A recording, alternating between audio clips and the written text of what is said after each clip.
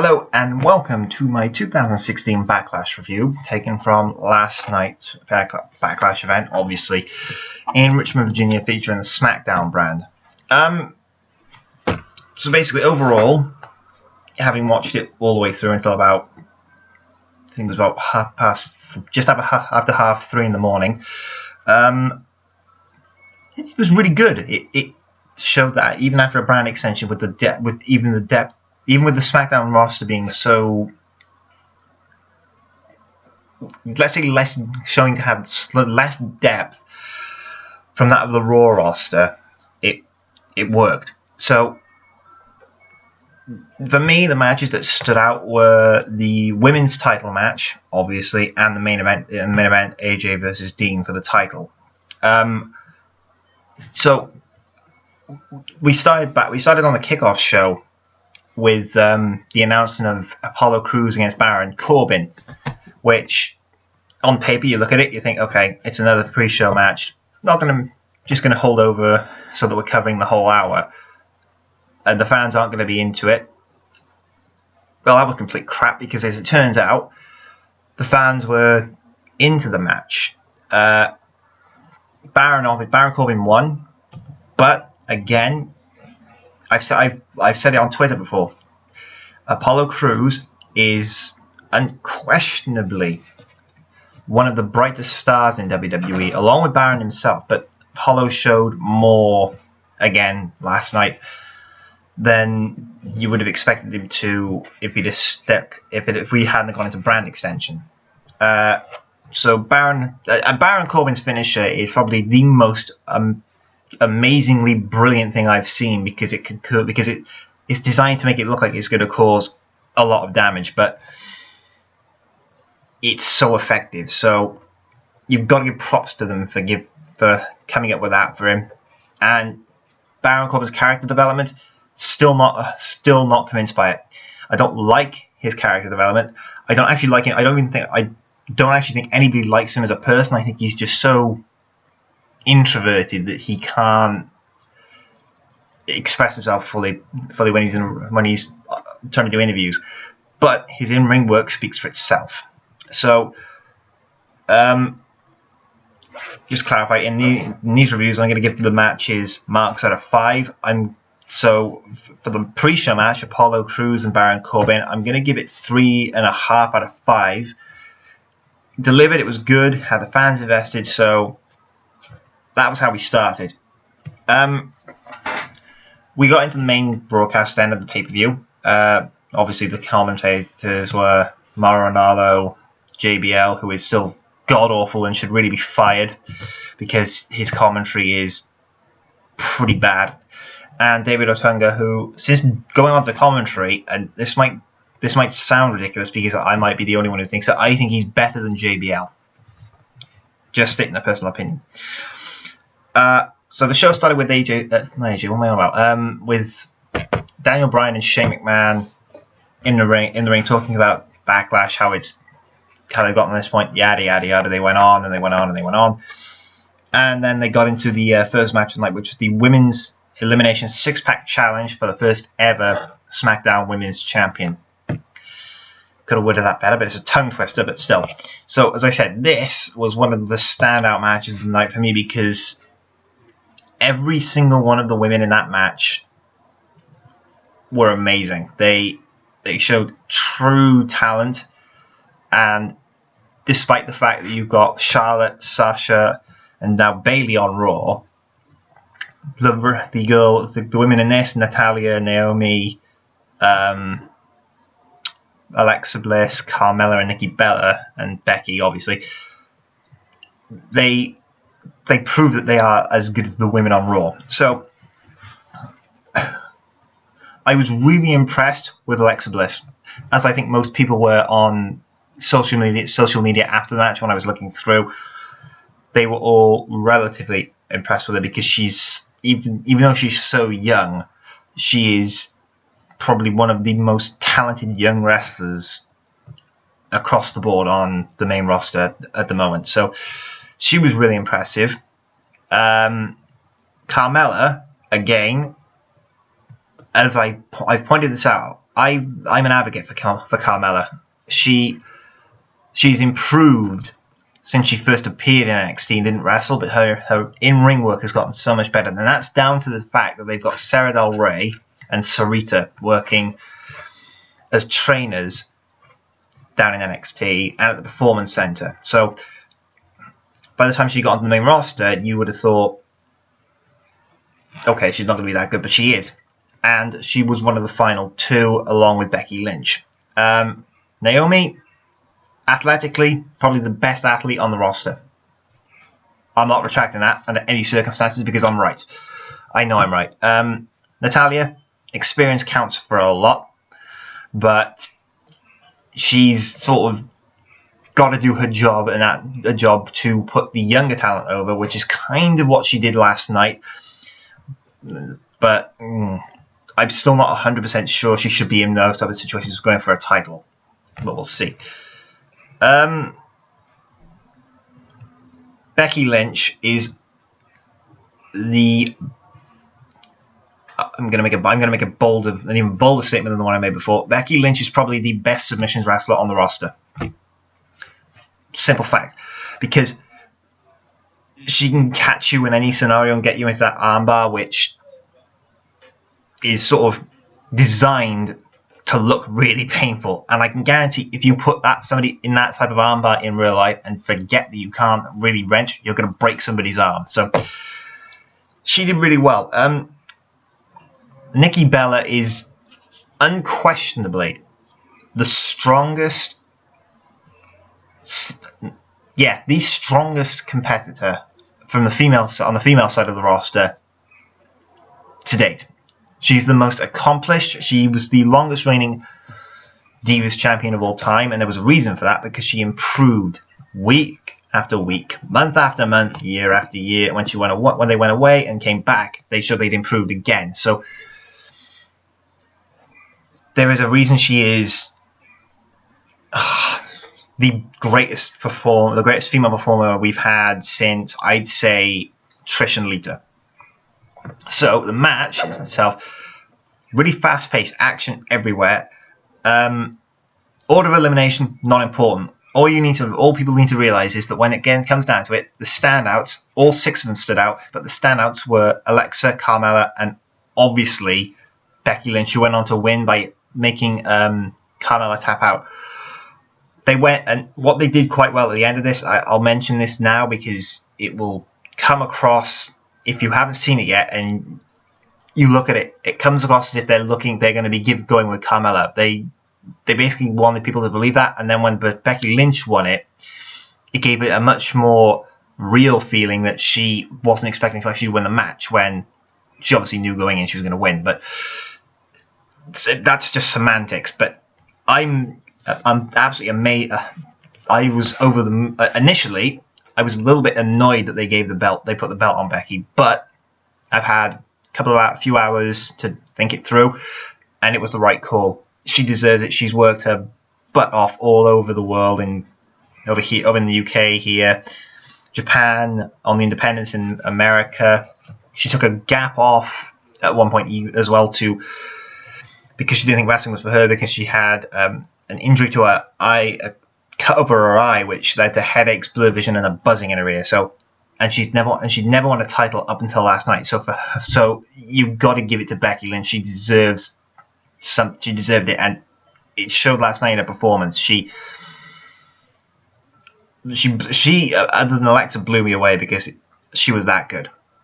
So for that match, out of 5, I'm going to give it 4.5 because it came so close to taking best match of the night, but it didn't. So, yeah. Then we went on, just looking at my handwritten notes, to the Hype Bros versus the Usos in the Second Chance Challenge match to go forward to face Heath and Rhino for the SmackDown Tag Team titles. Now, I was really hoping that they were going to keep going with American Alpha's momentum since they came out, but obviously Vince McMahon and that dickhead Kevin Dunn do not want them being the champions. I don't know why, but for some unknown reason, they've got so much. They had so much. American Alpha had so much momentum behind them that they thought, let's derail this. Let's put the emphasis back on the Usos. Well, it's kind of the same thing with the Usos and Roman Reigns. After a while, everyone's going to get sick and tired of the Usos being shoved down their throats, like everyone got sick to their back teeth of Roman Reigns being shoved down their throat. This is no different. So I wasn't surprised when the Usos decided they were going to turn them heel and make them, you know, and the worst thing of this is, I'll explain why I think this in a minute. Is they had them abandon every single tradition that they had in their over the past 2 and a bit years of being the mainstay tag team in the division. So what I mean by that, if you saw Backlash, which you obviously have, then if you've seen this, if you're watching this, but if you haven't, then you might want to skip over this bit or just stop watching, either or. They came out no war paint. They came out. They didn't do the usual where they would set and do the Siva Tau, and they didn't do any of the moves any of their usual moves that pay homage to their lineage that their family has established in professional wrestling.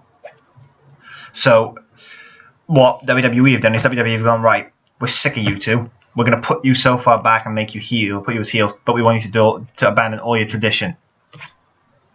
Why? I don't know. This was probably the least entertaining match of the night because you knew instantly when you got the Hype Bros, Mojo and Zack Ryder in a match that they're not going to win it. They're not going to win, and they're not going to go to the finals to face Rhino and Heath Slater. There was no way. What I don't like is how Zack Ryder has gone from being on the main card at WrestleMania as a singles competitor, winning the Intercontinental title, so from that, dropping all the way, to dropping the title to The Miz the following night on Raw, being drafted quite low on the SmackDown draft. Then when Mojo came in, you're thinking, everyone is probably thinking, do not put them together as the Hype Bros on the main roster. What do they do? Screw it. Hype Bros are on the main roster. Zack Ryder has taken another drastic fall from grace. People can call me on this if they want to, and they say I'm wrong, but I'm right. Everything I say in this situation about Zack Ryder is right. He is one of the most underrated superstars in the WWE, and every time he gets a run going and a momentum behind him, management decide he's still not good enough, and they pull the rug out from under him. They've done the same thing here, and it's not because. And to be fair, in NXT, the Hype Bros worked in NXT. They're doing okay on the main roster, but right now, it shouldn't have been happening. They shouldn't have been paired together. It should have been left to give Mojo Rawley a singles run. So I'm going to blame management for what they've done to Zack Ryder. It's not Zack's fault. It's management. But as I said, the match itself wasn't that entertaining. It served a purpose to get the Usos into the final, because that's what happened. They did the thing where they would target in the leg, yada yada, try to destroy the MCL. Which, by the way, if WWE ever come across this video, any wrestlers come across this video, don't be stupid. Stamping on the back of somebody's leg is not going to do any major damage to an MCL. The worst it's going to do is it's going to do a little bit of damage to the back of the knee. It's going to do a little bit of damage to the joint. It's not going to tear apart the MCL. It's not going to do any major damage to it. So WWE need to stop selling Chad Gable's injury as a serious injury, because people are going to look it up and they're going to realize WWE got nothing better to do than try and, service himself by giving out false medical reports. Because we're not stupid. Wrestling fans are not stupid. They'll look it up and they'll buy in. They won't buy into it. They won't buy into the fact that you can get injured by having somebody jumping on your leg while you're being held still, and that you can't move. When in reality, you could easily just move out of the way and then use your free leg to kick the other guy off. So Usos went through. Usos won doing that move, and then making Zack tap out, going through to face Slater and Rhino in the tag title match a little later on in the night. That match, 3 out of 5.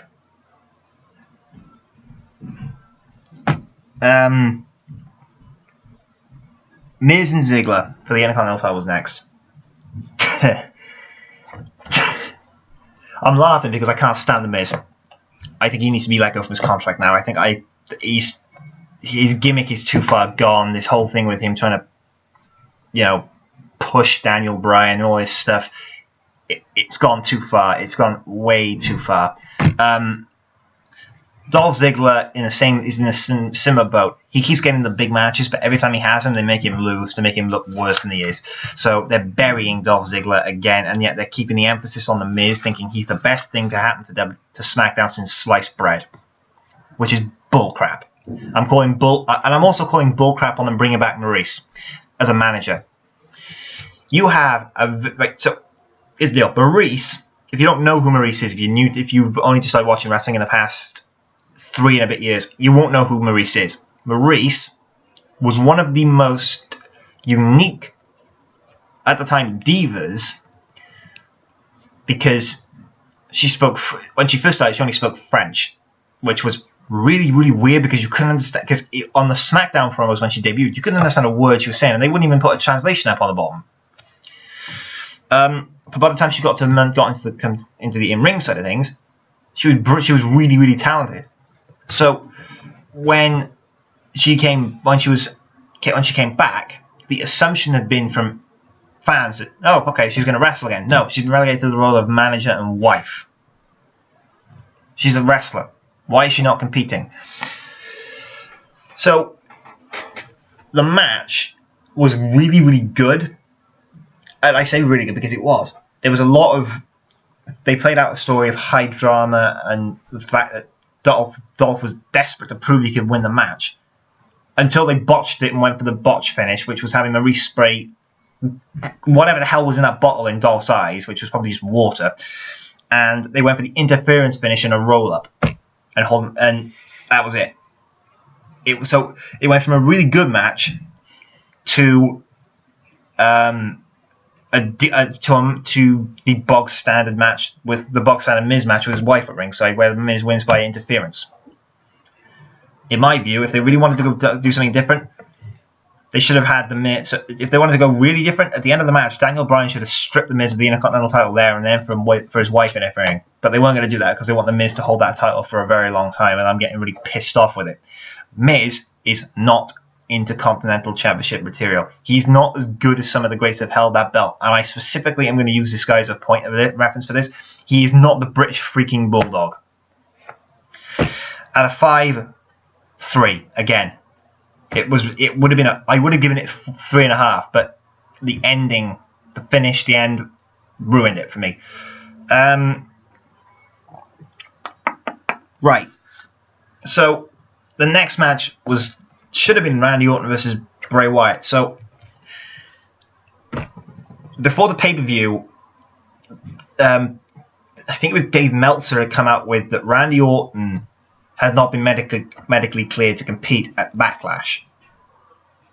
Now, there was a few conflicted stories here. This was disputed by WWE, who kept advertising the matches happening. And then I think there's a Twitter, there's a thing I follow, there's a thing that most people in Britain follow for this stuff, it's the wrestling news source. They then came out and said exactly the same thing, but with slightly different wording to it. So they came out with, Orton's not been cleared, but will be at Backlash to be written out somehow. So what they did, so setting the scene here, after all this was going on, I saw the video where most people have seen this and thought, okay, he's not actually injured, Dave Meltzer got one wrong. Tom Phillips basically said that it was going to happen. Caruso was brought in, they did all that, they hyped the match up. So everything was fine. So I think it was in the pre-show, they took Randy out by having Bray slam the door into his leg. So we get to the actual match itself. Obviously the match doesn't happen. There's a piece of paper handed to Greg Hamilton. They come up with the idea. They came up with the injury. They wrote him off. Well, they've written him off, and then they had him counted out by a forfeit for Wyatt to win. They then put him in another match, which was a no holds barred match. So here's where this gets interesting. There were two theories flying around that if in the hours leading up to the show, if Randy Orton was actually injured, then somebody had to take the place on the card because they would come up short on time and they had to go the full length of a normal pay-per-view. So there were two theories. And then there was what actually happened, which I think nobody was actually expecting, except I think it was a few people I was following on Twitter who kind of saw it coming a mile away. So theory number one was Luke Harper was going to come back from injury and go after Bray Wyatt, turning him into a face and effectively completely destroying the Wyatt family forever. And the theory that I had heard, because there was a post from a wrestling news site on Twitter and on Facebook that was talking about Samoa Joe's main roster debut. So the other theory was Joe was going to turn up at Backlash and go into the match with Bray Wyatt in the No Holds Barred match. Did it happen? No. So they went with Kane. So admittedly, I was disappointed at the start when Kane came out, and I was thinking. So when the pyro went off, I was looking and I just went, no, Kane, no. So it was for a no holds barred match in the PG era. It was actually a decent match, a decent showing from both men. Kane got the win with an assist from Randy Orton, who hit despite being injured. We still don't know what the actual injury was, the real one, not the injury where he slammed his leg into the door. Despite being injured, he hit a picture-perfect RKO on Bray Wyatt on a bad leg, which he basically jumped on the bad leg. They're trying to sell an injury, and he jumped up to do the RKO, put most of the weight on his bad leg to hit the RKO. So Kane obviously then picked him up, hit him with a chokeslam on a chair, and got the win. So that match, I'm going to give that one. I'm going to give it 3.5 because it was good for a no holds bar match in the PG era. It was very, very good. I'm just looking at my notes because I can't be bothered flipping back and forth between Wikipedia. Right. SmackDown Live Tag Team Title Tournament final. I say tournament, it wasn't even a tournament yet. So the final match for the tag team titles in the bracket in the tournaments. So obviously earlier in the pay-per-view they went with the Usos in the Second Chance Challenge match against the Hype Bros, which, as I said before, was an obvious choice. So how many people have expected the Usos to win as opposed to having Slater and Rhino when was virtually nobody? Because somehow, I don't know why, Heath Slater is the most over guy in WWE right now. I don't know how, he just is. I think it's the whole free agent gimmick. So naturally, the entire Richmond Coliseum was pulling for Heath Slater and Rhino. And nobody's pulled for Rhino since his days in 2003, when he was against people like Chris Benoit, Eddie Guerrero for the US title in that match at, I think it was SummerSlam. But they were pulling for Rhino as well, which hasn't been done for years, which was brilliant. This match was probably the most entertaining match, with which told the best story of the night.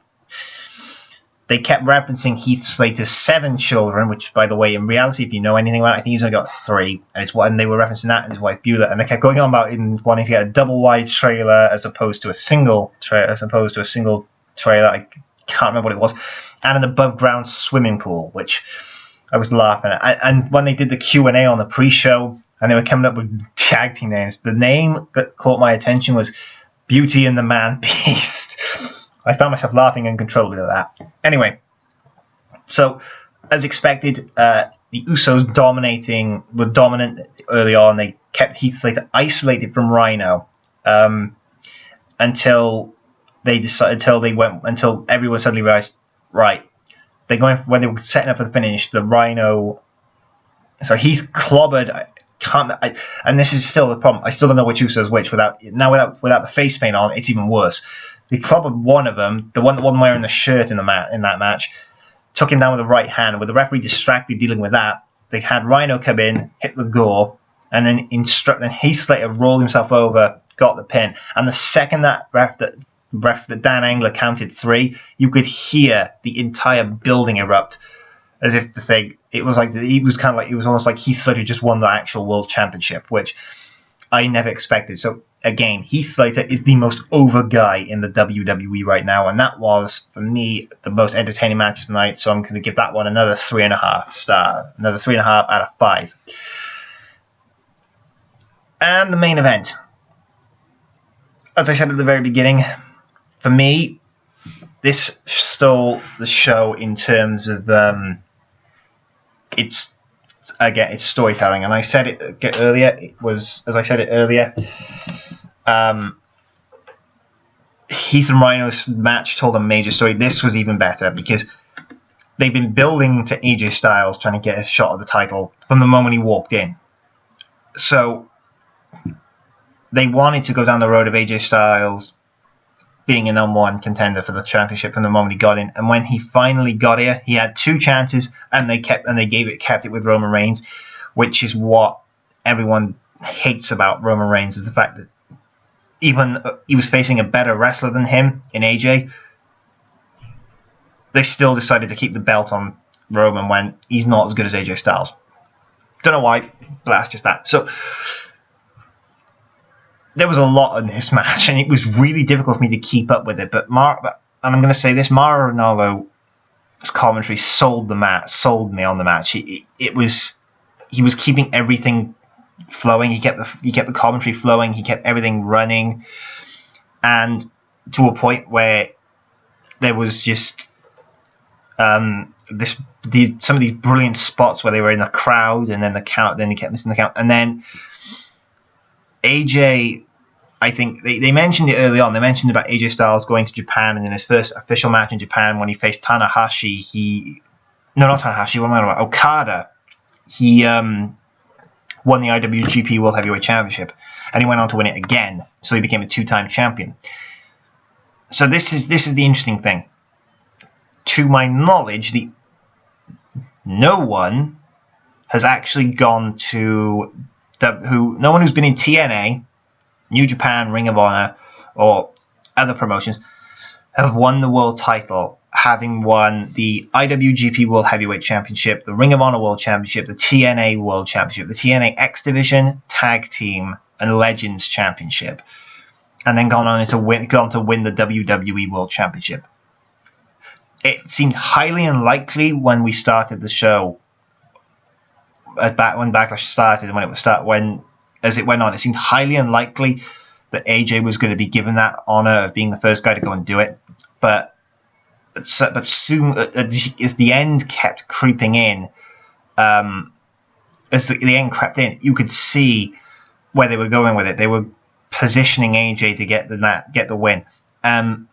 So the finish worked very, very cleverly, because on the SmackDown on Tuesday, they had AJ kick Dean Ambrose low, which set up nicely for him hitting the Styles Clash after pushing Dean into Dean Ambrose went into Mike Chioda, and then AJ low blowed him.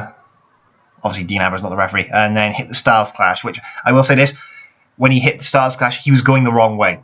Dean's arm never actually got hooked behind him, so he had no choice but to follow through and push down and hit the Clash from a moving position, which is kind of how Lionheart, Yoshitatsu, and I think Roderick Strong suffered neck injuries.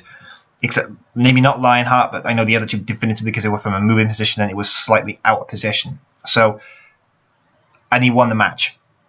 He didn't win clean, but he won the match. And AJ Styles I still can't believe this is coming out of my mouth. Right now, as of today, September 12th, 2016, AJ Styles is the WWE World Champion in a first, which means that he is the first wrestler to win the WWE World, Ring of Honor, TNA, and IWGP World Heavyweight Championships. You can't say anything more than that. That is an honor. It's a distinct honor bestowed upon no one, but they've given it to AJ because AJ Styles is that good. So that match gets a 4 out of 5. it was the standout along with the six-pack challenge for the women's championship. It was that good. So it's going to be interesting to see what happens tomorrow.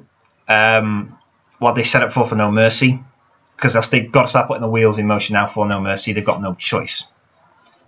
So overall, I'm going to do two things here. I'm going to give it a score out of 5 Backlash, and I'm also going to give it a grade rating. And then in the comments, you let me know in the comments if you agree with my analysis of the show. If you want to, I mean, you're not under any obligation to, but if you do, that's fine. So, and I'm going to put my Twitter handle in it if you want to get it, and you can let me know via Twitter as well. So, out of 5, I'm going to give the show a 4 out of 5 because for obvious reasons, the two matches, and then everything else in between, the storytelling. And I'm going to give it an A+, simply because it was that good. And despite Raw apparently being the A show, SmackDown is so much better. It's more entertaining. It just is, and that's kind of the thing. So that's the Backlash review done. I'm going to do a cheap plug. So it's a cheap plug because, in the very real sense, I won't. No one else will do this, but I will. So whenever I can, and whenever I know there's an event coming up, a wrestling event in the UK, I'm gonna promote the hell out of it. So there is a company, if you know, you'll know if you follow them on Twitter and you follow them on Facebook. There is a company called Attack Wrestling, which is based in Cardiff and Bristol. So on Saturday, this Saturday, the 17th of September, they are having Attack Club 100 number 2 from what is it?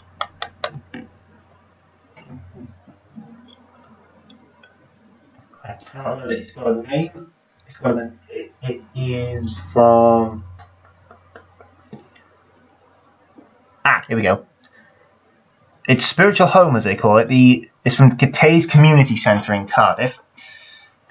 Now, I would advise, if you are a fan of wrestling in Wales, or a fan of wrestling in general, and you're in the area, go have a look at Attack Wrestling. They've got, from what I've seen of the names that are on the roster list, they've got some fantastic names. And I've not actually had a chance to see an Attack Wrestling show live yet. I haven't actually seen a lot of British shows. As I said previously, I've stopped watching the British Wrestling Roundup stuff on Sky over here, on Sky at the minute, because I've got no time for it. I've got my job my job is getting in the way of me watching the stuff when I get in. So anyway, September the 17th in the Catay's Community Centre is Attack. You've got Attack Wrestling's Attack 100 Club number 2. Go see it. It's going to be good because it's got a cult following here in Wales. Attack Wrestling. And thank you very much for watching the Backlash review. I will be doing a Clash of the Champions review, which will be which we'll do it the same day, which will be done the Monday after the pay-per-view, which you can watch on the WWE network here in the UK for about, I think it's gone to $7.99, given against the dollar. You get a free month. You get a free month attached to it. WWE, you just had a cheap plug from me. You're welcome. And again, thank you very much for watching this. Remember, like the video, subscribe to the YouTube channel, and give me a follow on Twitter. See you next time for the next video, which will be a dark match with no commentary, and then for the Clash of the Champions review.